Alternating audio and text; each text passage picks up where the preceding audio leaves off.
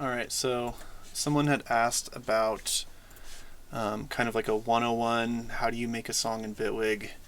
Just generally, what's the approach on that? So that's going to be what this is. First thing first is that if you're starting from a new thing of Bitwig, a new installation of Bitwig, you're not going to have much in the way of samples or presets. You can get a fair amount of them from packages for free. You can also get a lot of them free on the internet from somewhere like Free Sounds or Sample Swap, where you can get quite a few for not much money. These guys are great. They have really high quality. This is more of like ambience and Foley type of sounds. Obviously, the internet's your friend. You can just look up free audio samples. I think one of the best ones to look into is Piano Book, because these are instruments specifically and not just samples, and they're really well recorded. People put a lot of effort into them. You can use Decent Sampler for a lot of them, which is a free plugin. Other ones require Contact or something like that. Those are a bit of a hassle. And that's, something you're probably going to want before getting too far in. I mean, you don't need it to start, but like, samples are useful. Another thing, in terms of settings, I like to have my new track volume at 0. You might not want to, but it means that like when you make a new track, it'll have 0 dB. So instead of turning things down, it'll just keep it where it is. And the use of this is when you start adding groups and groups inside of groups. You don't want every group to drop your track by 10 dB. Speaking of groups, I guess I'll wait up a second to show you how to group things together. Let's just start off with an instrument. Make it real easy. Add an instrument track, and we're going to find a sample over here. Type in kick. This is all navigation stuff. This is all navigation stuff. This combo is where you would find samples. Okay, and you kind of just click around. That's one I've already liked before. Sounds good. Here it says that C3 is where it likes to be, and this little thing tells you that you can change the pitch by playing different notes. I'm going to just stay at C3 because that's where it is, and do a really, really basic, boring beat.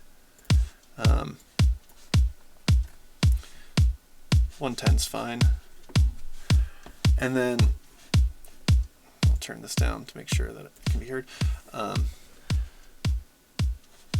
To keep it interesting, this is a really great tool here. So I'm gonna make it so every like fourth loop, it's gonna go dun dun dun. Next, you're gonna want to have a snare.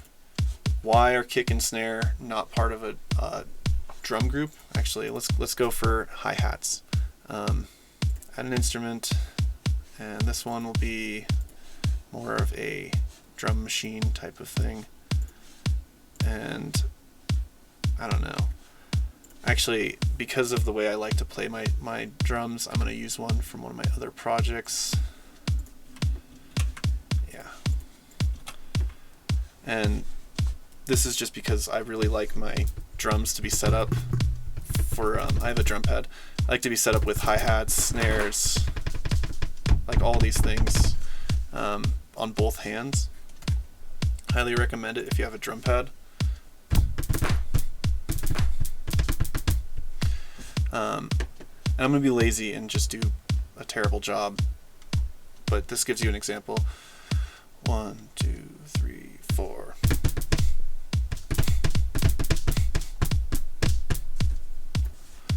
Okay. So I made that a little bit too long because I didn't stop it in time. And right now these are kind of out of sync in terms of when they're playing. So if you hit up here, it'll start them all right at the right place. This is obviously offbeat. So select it all, go to quantize, and you can hit OK. Or once you've selected settings, whatever's set up in here, that's what quantize alone will do. Or better yet, just hit Q.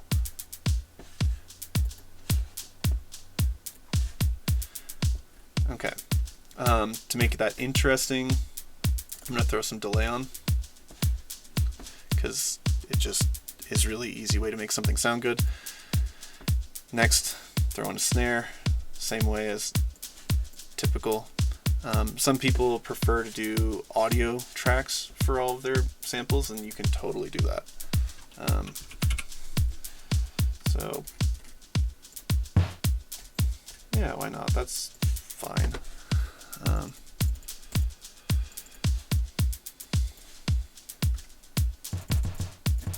It's terrible.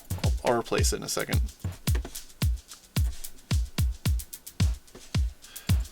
So doesn't sound good. You can go through here, or you can go through here to find something that's a little better.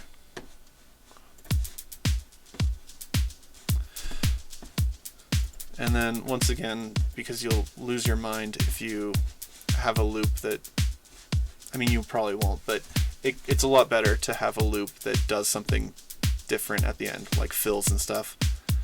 I'm going to add a little ta-ta-ta-ta,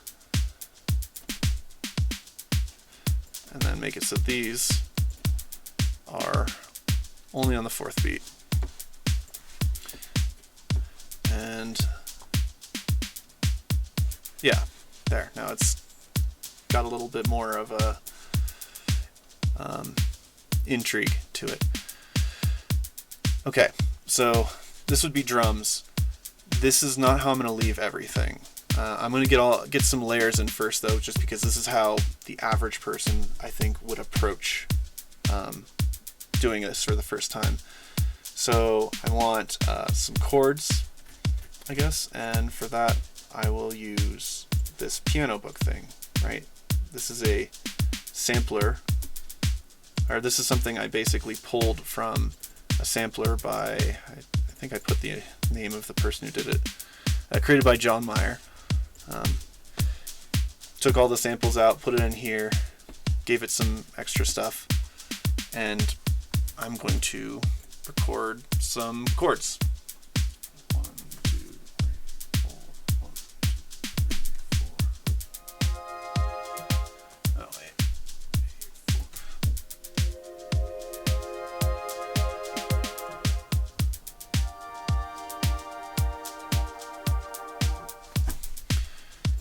4. All right.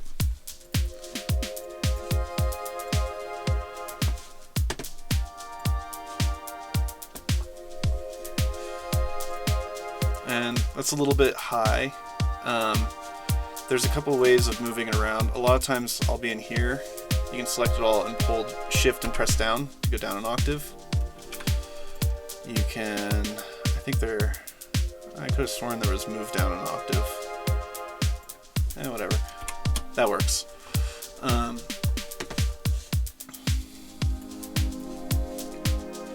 that's sounding alright. I'm going to pause for a second and start working more towards the pre-mixing part of things. And I guess I don't need the arranger open right now. First things first is just getting a couple scenes up and running. So I'm going to add just a ton of groups, because this is one of the most useful things to do for yourself in the long run for mixing. Also, this little guy down here, boop, boop, boop, makes everything smaller. So Control-Alt-G. I never actually use that, but a whole bunch of groups. One of the first groups I like to have is my kick cuts, and this is everything that's going to be cut by my kicks. Then I have my general pump and jump, and that's my kick and snare. So I can move these up into here. Which one was snare? I think this one was. Yeah. Okay, pump and jump, and then I have my harmonics, which includes bass, and then I consider my like treble area to be made up of acute and dull. So dull would be like those chords, and acute is more of like a melody or something that's meant to stand out front or cut through.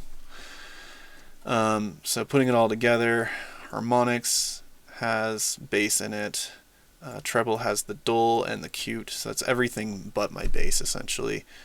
And then that all goes into harmonics together, which all goes into kick cuts. So a lot of folders, but it works out.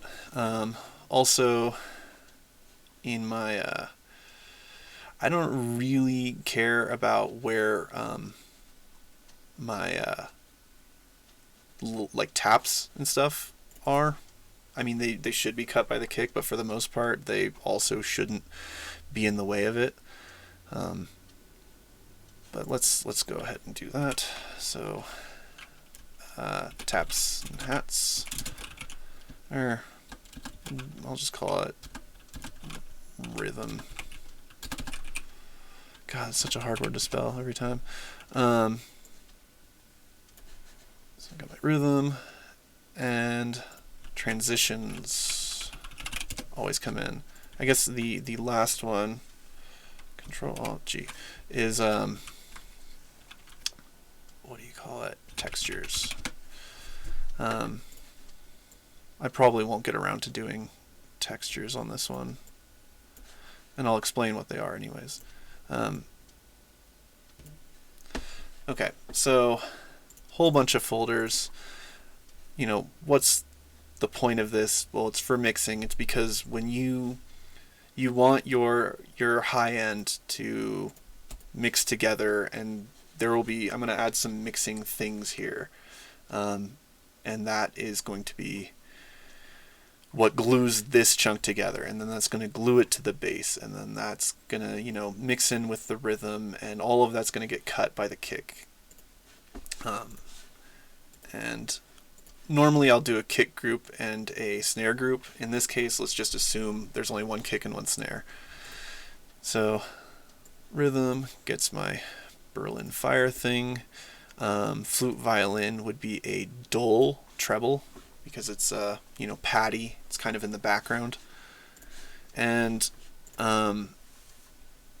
just to be set up a little bit for how things mix together, I'm going to make a really basic chain for it. So one thing you might want to have on there is compressor, but you don't ever want to do just one compressor. You want to do multi-band compression, maybe high, maybe low, whatever, but just know that if you're going to do compression, it's worth it to do multi-band almost all the time, unless you're trying to achieve something different. How do you copy again? There. Holding control and dragging something will copy it. That's what I was doing there. So here's one thing in the chain. I'm going to leave it off because this is more for like a later messing with it. The one that is really nice to have early on though is a clipper. And Baphometrics has like multiple videos talking about clip to zero. The gist of it, really simply, is that you have a waveform like moving around. So let's see. I'll take the flute violin. Really useful tools: oscilloscope and spectrum. Really handy to have these things around almost all the time so that you know what you're looking at. But the gist of clip to zero is like there's, you know, fuzz on these things. Like up here, there's little parts that stick up above the rest of it, and you can pull some of that off without losing really much, depending on the sound and what you're working with, and that gives you more headroom. So having a clipper around is really nice. Excuse me. In terms of getting a clipper, there isn't really a hard clip built in.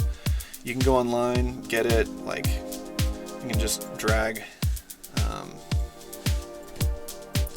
this one into, where was I doing my little, yeah. So I'll just drag this into here, and there we go. This is the hard clip by Polarity. I actually use one that's a very, very similar version, except I'm tiny bit modified. So hard clip, I think it's this one. Yeah. Okay. Same exact thing. I think I even kept the name of it being by Polarity. It's instead of having this open to modify it, I have this because it's smaller and takes up less room and makes it more easy to get a hold of. So this is now a preset that we're going to be using a bit. Example, mastering. You can, give it categories and stuff like that and say all the details, which is really nice and will help you later, and I recommend it, even though it's a pain in the moment. But there we go. We now have this. If you want to change the name, you go over here, mastering example, or just mastering or mixing or whatever you want to call it. I'm going to put this all over the place, and just everywhere things start to come together, just all the time. You want to have, you're eventually going to mix things together and want to have tools for that.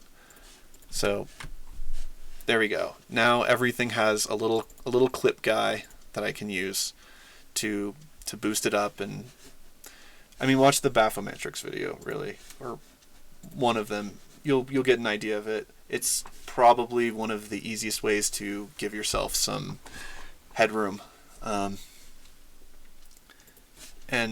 make your sound louder without becoming a professional.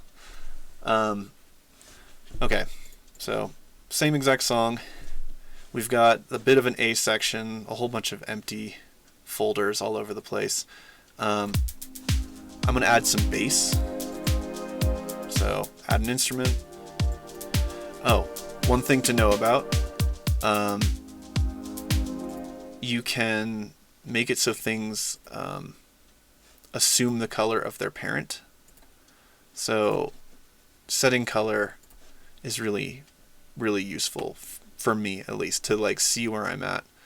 So a lot of times I have my rhythm section as green, and then if you don't want to go through the trouble of setting the color of everything. You just set it to nothing, and wherever it is, it will absorb the color above it. So harmonics is not a colored group. I don't actually color this one, but I do color that one and that one. This one will assume its parent. Transitions, I usually do purple, and textures are brown. And I like my snare to be yellow. Okay. Just helps you see what you're doing. So now that I have a bass area, I'm going to I'm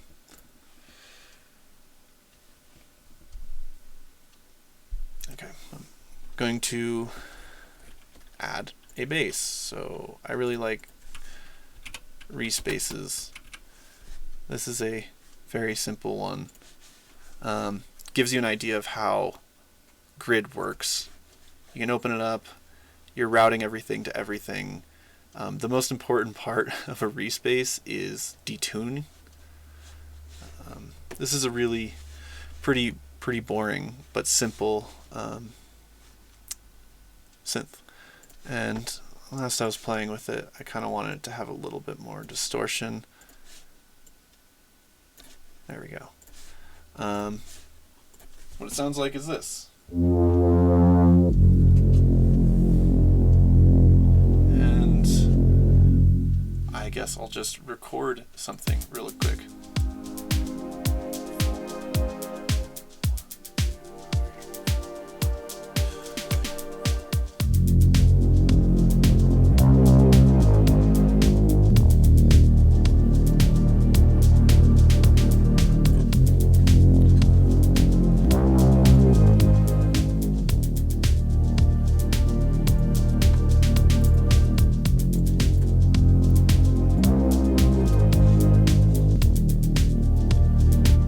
kind of boring to hear all the time. So I'm going to do an AABA. So AA. Dun, dun. I think it'll go a little bit higher on one.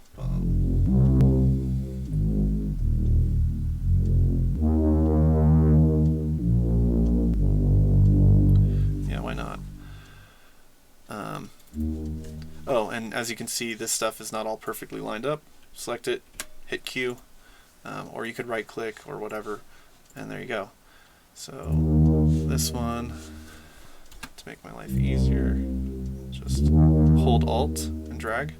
Oh, sorry, hold Control and drag. And then I don't have to do quite as much. And then this one, similarly, AABA.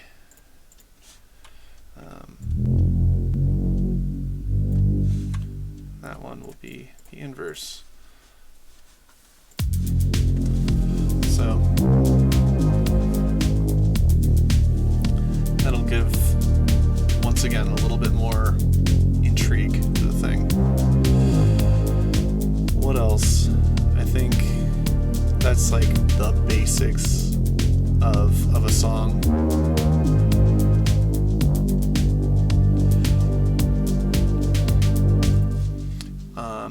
Gonna make a B section in the most, boring way possible.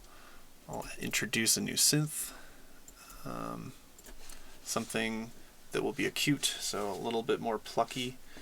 And I guess the good way to do that is to go to presets and look for plucks.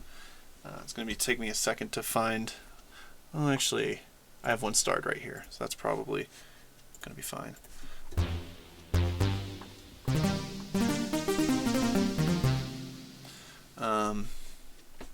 Yeah, why not? Maybe add an arpeggiator.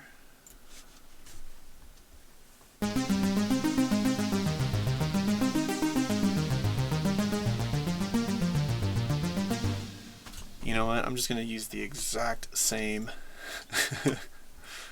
loop, and it'll probably be fine.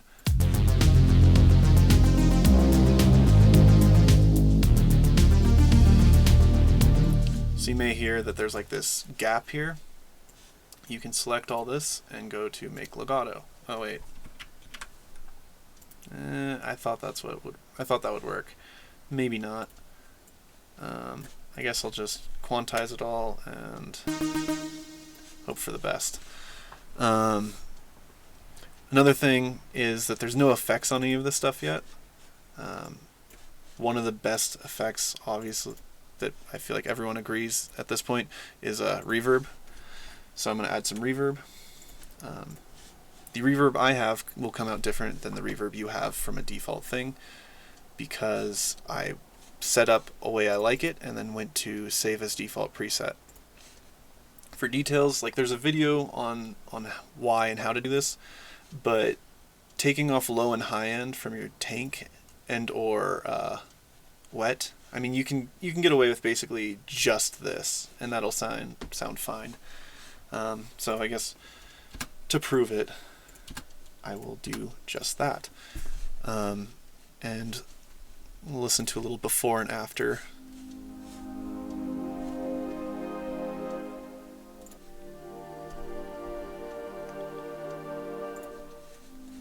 Pretty similar because the flutes already, the samples already have some room. They have some room towards them. Yeah, so that's an A section. To make a B section, you'd kind of go through all the same stuff. I'm gonna make just a really boring B section. So let's see. If I have a bass that's going on F to essentially G or E flat, then I'll take a second and I don't know.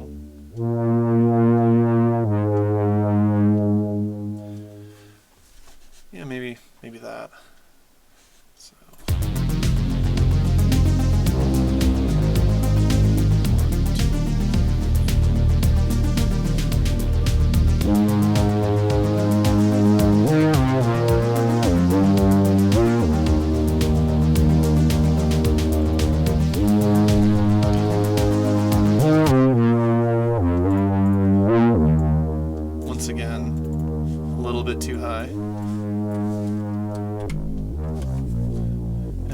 beat. There we go. Now it's all great. I guess I'll just consider that the whole B section. It'll be a very massive breakdown. So now that we have an A section and a B section, more or less, it's time to start arranging. You can close stuff off on the side. This one in particular can be in the way a lot. Or I have mine. I have hotkeys that I use to do that. You can set up hotkeys over in shortcuts. Yeah, you can make things open and close. You're smart. You'll figure it out if you want to. Now that we've got this whole thing going, I guess one last thing is that I want, in particular, all my kick cuts to be taking out pretty much everything from the low end. They really take over, and there's more to it. You can do just full-on ducking, but I'm not going to. I'm going to do it the lazy way. So audio sidechain coming in. We're going to bring in the kick will be enough. I mean, yeah, kick will be enough. And the post of that, usually it'd be the post of a group. So it's going to be going. See it coming in. We're focusing on this range where the kick actually happens.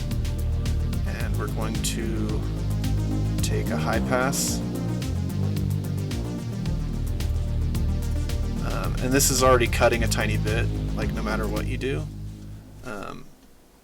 That's okay, because really this far low, you don't want anything but your kick, maybe your bass getting there.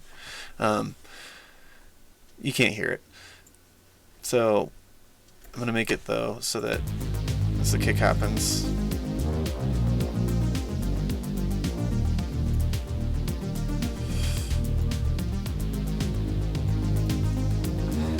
I don't know, you can't really hear it much, but this is sort of one of the points of like breaking things up like this.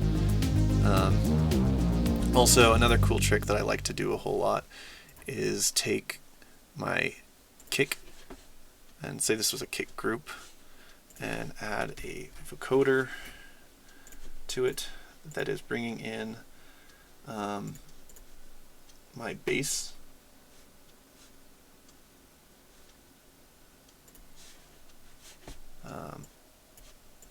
Just very barely, and I think like wide. I think it's stuff like this. I can't remember exactly how the setup is, but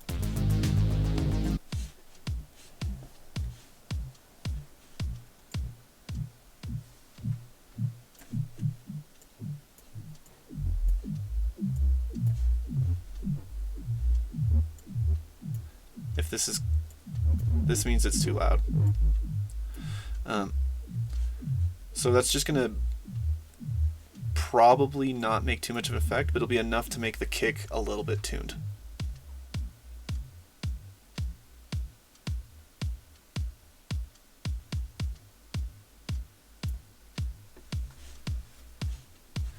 I don't know. There's better ways of doing it, but that's one of the tricks I like. Similarly, making my hi-hats tuned to the harmonics. So harmonics, treble master, treble master post.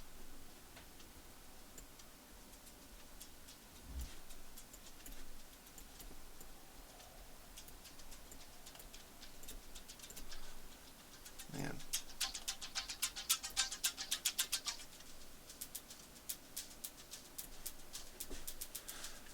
It's subtle. It's a cool thing you can do. Okay. But now it's time to actually start mixing. So I'm going to hit this to switch everything over to this area.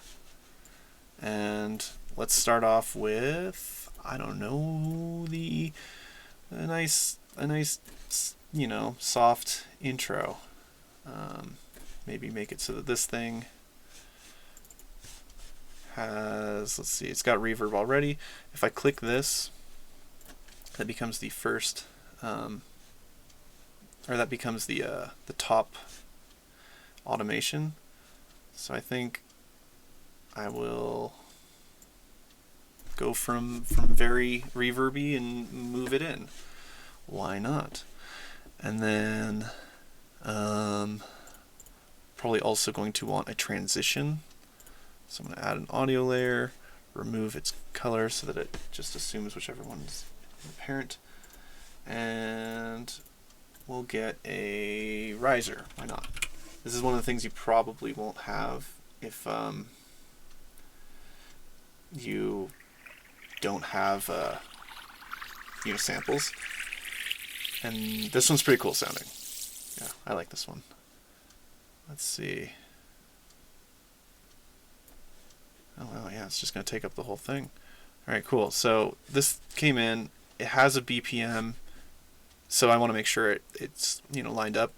And given that the BPM is different than what's actually happening, I'm going to put on Stretch HD because stretch is good for original, like if everything lines up perfect, but this is stretching quite a bit, so give it a bit extra. What else can we do? Maybe bring in the hats, but like, with some level of filtering it in. By default, with Ableton, the filter has settings that are like this or whatever. High. I really recommend saving the default as not being something you hear immediately.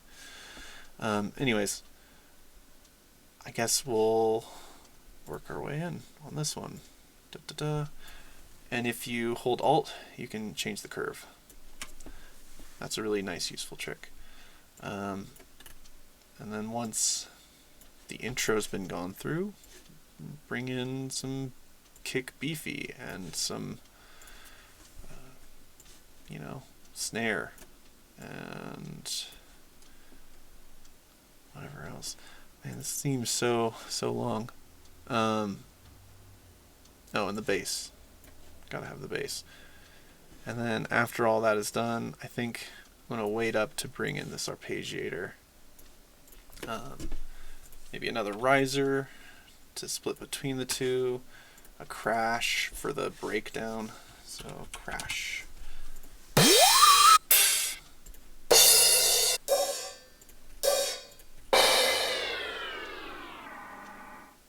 Yeah, that's weird. That's wacky. Add another audio track. Remove the color. And add a buttload of reverb. Just all over the place. Yeah, that's like a song right there, probably. Let's see what it sounds like. Oh, if you want to loop a region, this is how you loop. This is how you move it around. So.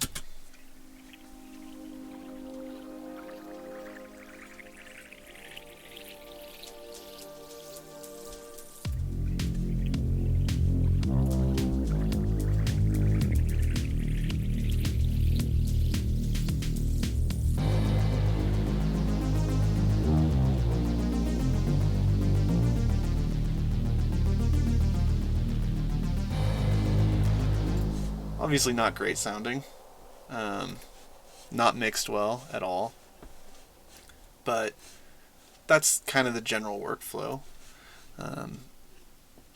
At a certain point, in every project, eventually it'll go from, starting off with just scenes to scenes and arranging to being done with scenes. It's just all arranging from there out.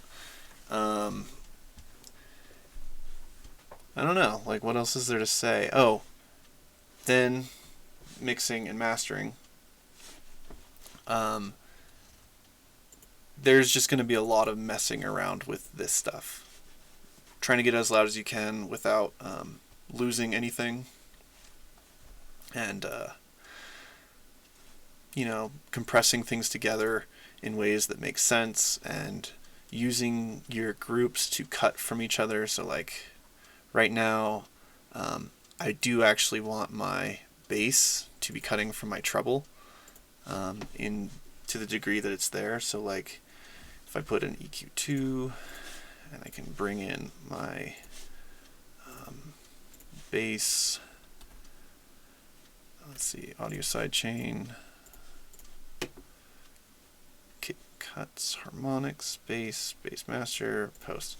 Okay. And I mean, choosing where you want your bass to lie.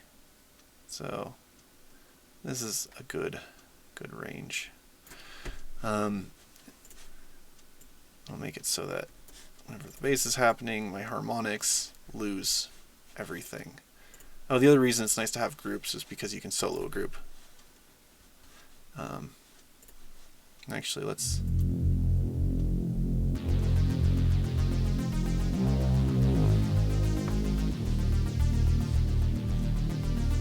Alright, so now... Yeah, this is a little extreme.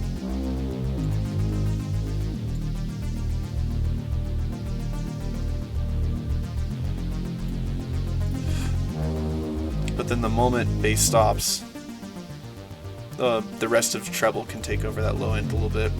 And generally, my treble also would want it to not have any... doesn't need to have any low end.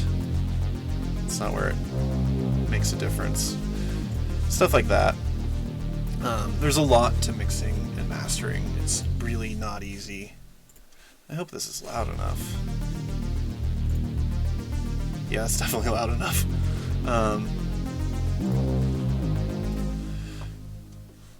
Mixing and mastering is a giant pain. Don't expect to get good at it anytime soon, or maybe ever. It's a psychological, it's a nightmare psychologically. A book that I do like on it is Mixing with Impact. It's a nice book. It approaches it pretty well. It's pretty understandable.